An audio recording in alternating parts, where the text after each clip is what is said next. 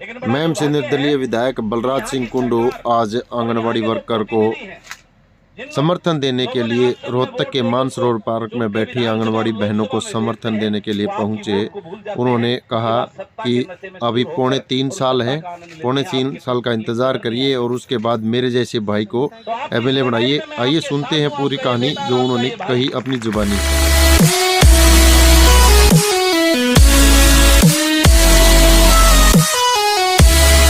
Anganwadi workers का जो अपने हकों के लिए, अपने अधिकारों के लिए आप लोग जो यहाँ कई दिनों से अपनी लड़ाई को लड़ रहे हो, तो आपकी एकता को और आपके जज्बे को सबसे पहले मैं सलाम करता हूँ। और आपको एक बात बताना चाहता हूँ, अभी आप सबके सामने एक उदाहरण है, ये किसान आंदोलन। उसकी जीत भले ही 13 महीने में हुई है, लेकिन उसकी जीत का मेन उद्देश्य और मेन जो कारण रहा है ना, वो एकता और दृढ़ता रहा है जो सबने लड़ाई लड़ी।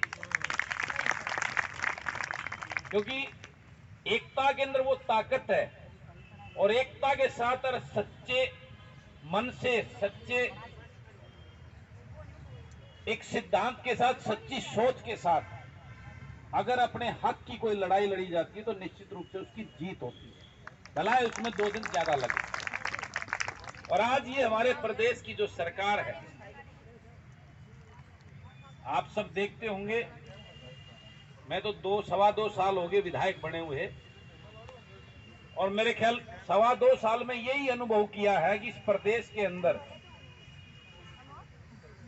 कहीं आशा वर्कर का आंदोलन चल रहा है, कहीं गैस टीचर का आंदोलन चल रहा है, कहीं पीटीआई टीचर का आंदोलन चल रहा है, कहीं कर्मचारी का आंदोलन चल रहा है, कहीं किसान का आंदोलन चल रहा है, कहीं जो ये बेचारे 4th क्लास एम्प्लॉय हैं जो रोज हमारा कूड़ा करकट साफ करते हैं, इस सबसे बड़ा मैं उनको नमन करता हूं जिसकी वजह से हमारे उसमें स्वच्छता रहती है, नहीं तो बीमारियां फैल जाएं, उनका आंदोलन चल रहा है।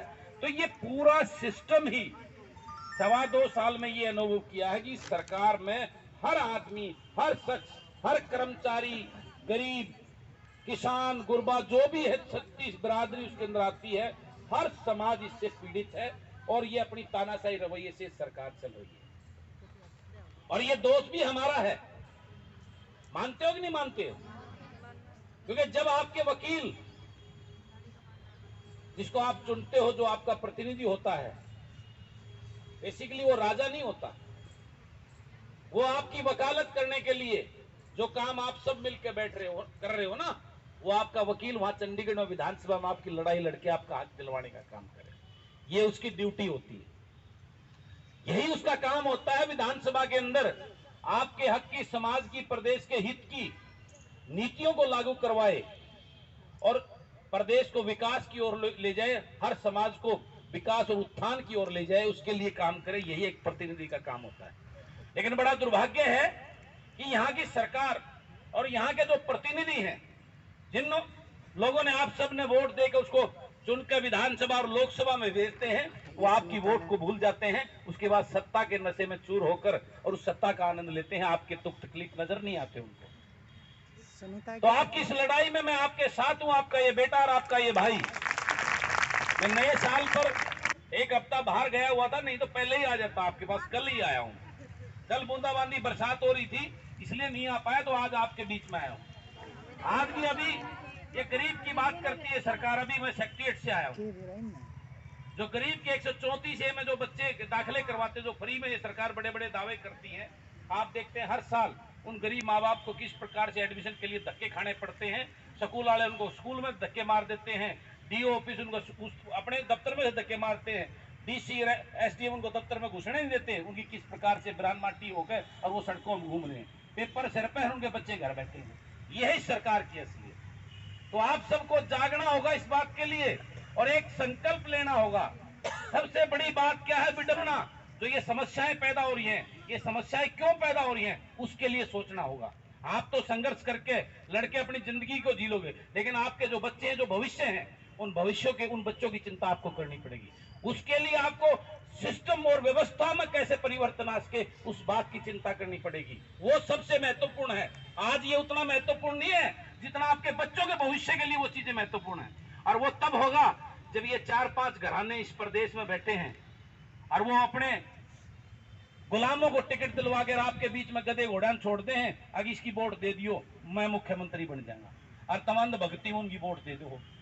और जो थारा प्रतिनिधि है ना, तो उसने नहीं बेरा उसकी ड्यूटी के है, कोड़ा बारने बैठे रहे उनके उन नेता गए, उसकी हिम्मत नहीं। अब थारी एक भी बात ठाडा मंत्री ने कह देना या बात काम करनी पड़ी, उसका ब्योती को नहीं करेगा। मैं रोज देखूं, मैं हर रोज देखता हूं बीजेपी के जो सत्ता पक्ष के विधायक है, उनका यह हिम्मत को नहीं किसी मंत्री आगे जाकर अड़के खड़े ना, मेरी आंगनवाड़ी मेरी वहां की वो बहनें बैठी हुई है, उनके हक के लिए आप यो काम करो, उनका ब्योती को नहीं बेचारेगा। वो गुलाम है, वो नेता नहीं है, वो सोच नहीं है उनके अंदर ना, वो विजन है ना उनका, वो आगे वो दृष्टिकोण है।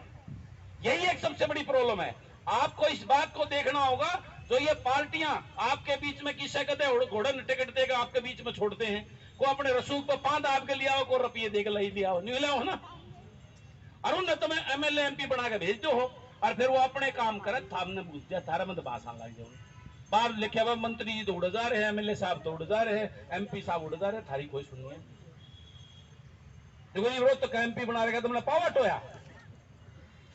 और जब उस टाइम वोट देने का सारे में बोले गरीब या सरकार गरीब की सरकार है, जाति पाति में बांट दिया हमारे सबको, और हम सब बटके ना बटके। अपने दिल पर हाथ रख के देखना, समस्या क्या, असली समस्या हमें उसके बारे में चिंता करनी पड़ेगी। सारी ये समस्या अपने आप मिट जाएंगी जिस दिन तुमने अपने प्रतिनिधि, अपने असली वकील, मेरे वर्गे 50 एक वकील उड़े विधानसभा में भेज दो, पंजाब लड़ाने, तुमने की रोड में बैठने की जरूरत नहीं पड़ेगी, गारंटी दो। गलत क्यों हूं? 2.25 साल हो गए थारी लड़ाई लड़ रहा हूं। आज भी मेरे हल्के कौन थे, वो गरीब यहाँ रोहतक के थे, उनने वोट बत्रा को मनीष ग्रोवर को दे रखी थी, मेरे को नहीं दे रखी थी, लेकिन मेरे दरवाजे पे आए तो मैं उनके साथ चल के गया तुम्हारी आवाज उठाने। तो मेरा कहने का मतलब एक जनप्रतिनिधि, उसकी ड्यूटी बढ़ती है, किसी के साथ अन्याय होता है, किसी के साथ गलत होता है, उसकी आवाज को उठाना और उसको उस प्रति न्याय दिलवाना। तो मैं आपके साथ हूँ, आपके साथ अन्याय हो रहा है, आपके हक बढ़ते हैं जो इस सरकार को, लेकिन पता नहीं